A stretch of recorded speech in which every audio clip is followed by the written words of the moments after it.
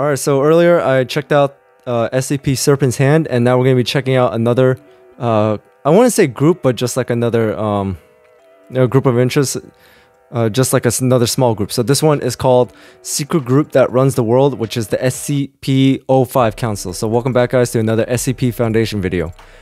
Now, I did check out a video about the administrator, who is basically like the most powerful man in SCP, and he pretty much runs the entire foundation.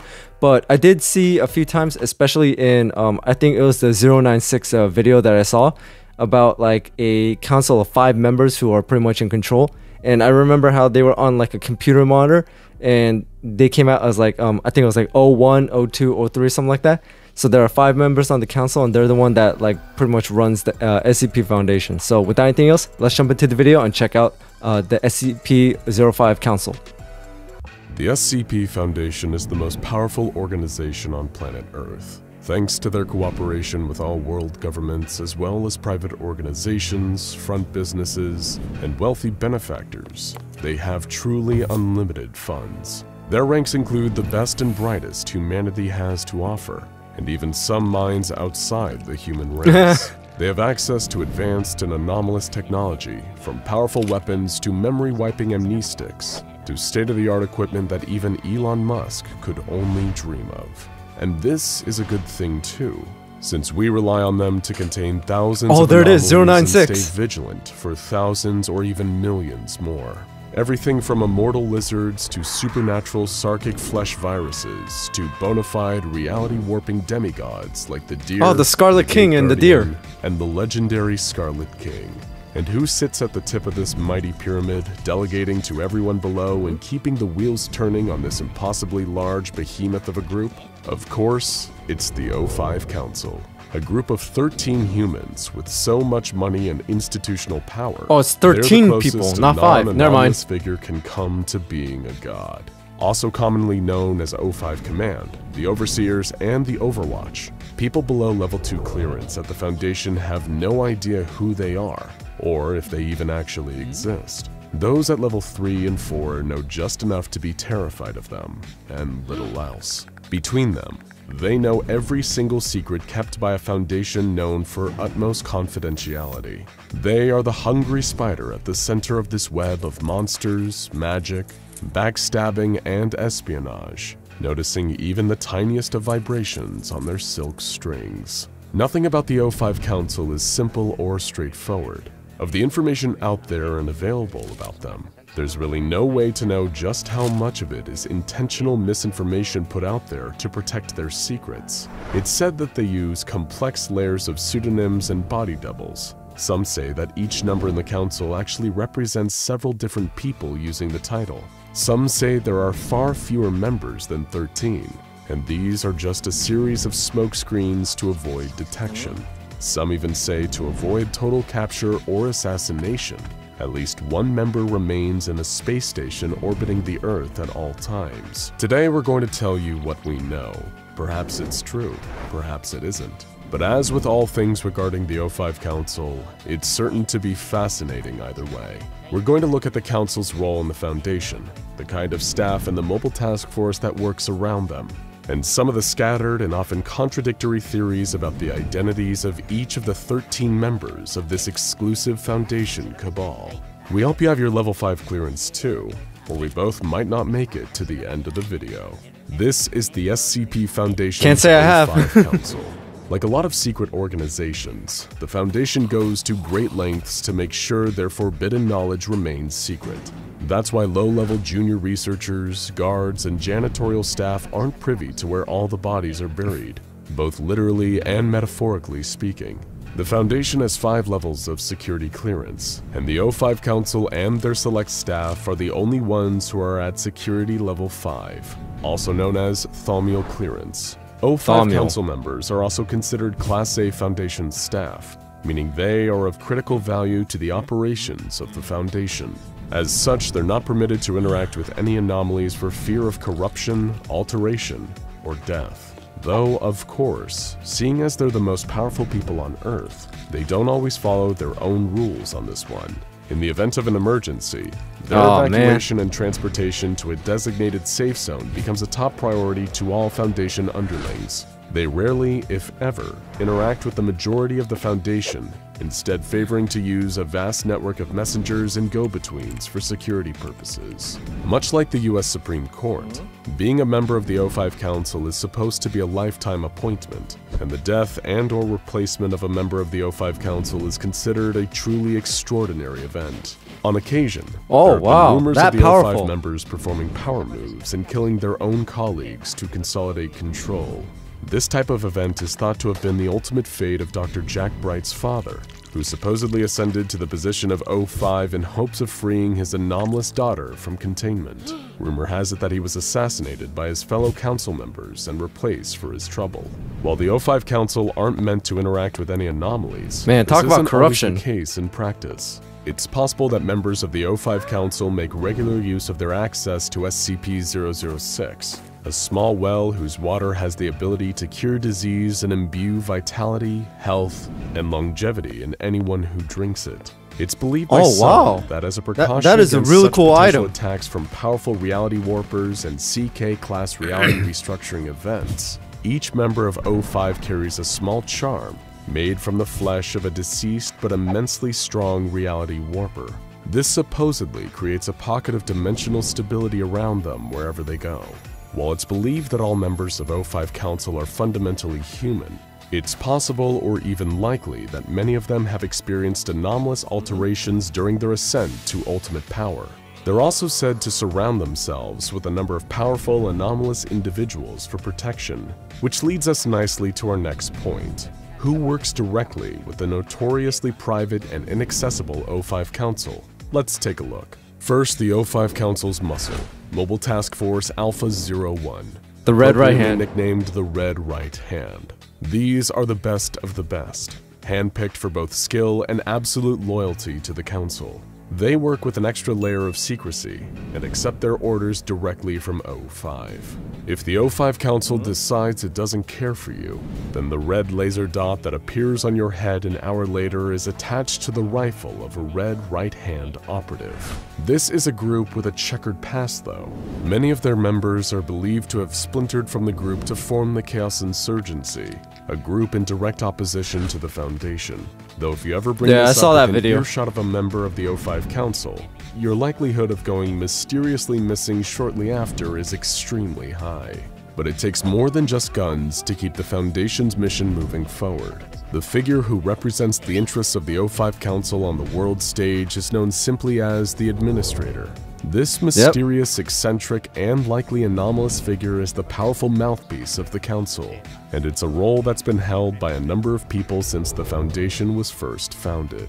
The other staff assigned to the O5 Council are sometimes referred to as the Factorum, and these are some of the only people outside of the O5 Council occasionally afforded level 5 clearances. These bodyguards and personal assistants are often immensely powerful, both in the sense that they wield a great deal of institutional strength, and that they're often powerful anomalies themselves. Don't expect just anyone to get elected to these positions after all. Only the very best get to work in close proximity to the O5 Council. So this leaves us with the big question. Who exactly are the O5 Council? The short answer is that we don't know for sure, and that the information we do have about the 13 most powerful people in the world is often contradictory and strange. First, we have O5-1, often considered the most powerful of the entire Council. Many believe that O5-1 is one of the occult holdovers from the member organizations that first started the Foundation. And if that's true, O5-1 is likely to be at least 200 years old. They've been able to survive to this age thanks to magical or anomalous intervention. The race and gender of O5-1 varies between accounts. O5-2 is considered to be one of the more actively anomalous of the O5 Council members, while accounts split on whether they are male or female. Consistent elements and stories about them paint the picture of an elderly person with clues to a mysterious past, like having crucifixion scars or consistent ties to Dr. Sophia Light, a holdover from an erased timeline. O5-3 is consistently seen as male, and largely seen as being of European descent. regardless of the other details shared. He's generally considered to be extremely intelligent, as well as one of the nicer members of the council, acting as a kind of conscience for the others. O5-4 is another figure considered to be most likely male, and the circumstances of their entrance into the council are generally considered to be rather spectacular. Whether you believe the story that they got in by killing the previous O5-4 during a hostile takeover situation, or that they were the first to collect the entire Little Mister series from Dr. Wondertainment. O5-5 is also most likely male, and some accounts consider him to be one of the more front-facing members of the council. He's more likely to interact with the public than others, and it's speculated that he's the one who runs the vast network of front businesses regularly used for cover by the Foundation at large. O5-6 is most likely male, and probably of European descent. His reputation is mixed though. Some speculate that he was formerly the Foundation's top field agent, while others believe he's a puppet of the Global Occult Coalition, one of the Foundation's rival organizations. To some, he's known as the Cowboy. Some believe that O5-7 is a woman of South Asian descent. She's said to be a charismatic master tactician and plays a crucial role in selecting and hiring the elite staff that work around the O5 Council. O5-8 is one of the more mysterious figures, even among the already extremely secretive O5 Council. Some speculate that they may have been assassinated, as they haven't been seen in public for quite some time, though this may just be a ruse to fool would-be backstabbers. O5-9 is another somewhat controversial figure within the council. Some believe that O5-9 is a woman hired to join the council directly from the public sector after a scandal. Others believe that O5-9 is merely the informal title for whomever is the acting head of the Foundation Intelligence Department. O5-10 is widely believed to have vast combat experience of one form or another. Some refer to them as the Assassin, a female former Foundation hitman who's likely the most proficient killer alive. Others call them the Veteran or the Mad General, a former high-level member of the US military. It's speculated by some that O5-11 is a high-level politician placed by the Council on the United States Senate to maintain Foundation control over political questions and dealings. Others that makes sense. He's an 80-year-old Japanese bureaucrat with self-esteem issues. Yet another rumor states that this person is actually the Foundation's chief disinformation officer, so maybe both of these rumors are just lies meant to lead us off the track. O5-12 is believed by many to have once been Adam Bright, father of famous Foundation researcher and anomaly Dr. Jack Bright. He worked his way onto the council to try to free his own daughter, SCP-321, from containment. That was mentioned in the Serpent's Hand. Assassinated by his fellow council members in the process. Or O5-12 might be the accountant for the Overseer Council. Maybe one day we'll know whether O5-12 is best known for being someone who climbed the ranks of the most powerful organization in the world to save his daughter, or if he really just likes spreadsheets. Whether O5-13 ever actually existed is hotly debated. Many speculate that there were originally only 12 members, and that 13 was added as a tiebreaker in council votes. Others say 13 was only added due to the modern occult significance of the number 13.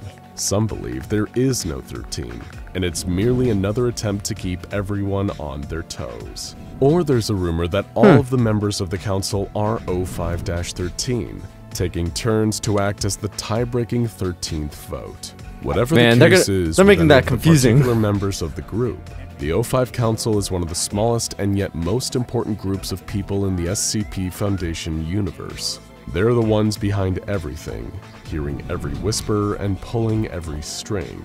And if you know anything about them, even the facts you just saw in this video, it's probably only because they want you to. Now go check. Okay, so there we go. That was the secret group that runs the world, the SCP-05 Council. So one correction I need to make is, I thought it was only 5 people, but never mind, it was 13 people, because it just said 05, so I thought that was just automatically 5 people. But that was really cool. Like, they pretty much have their like hands on in everything. Like every single level of the SCP Foundation, they have their like hands in like industrial sectors and political theaters and military tech military and like the public, education, everything. So yeah, they pretty much are like spread everywhere, so they're pretty much in control of almost everything.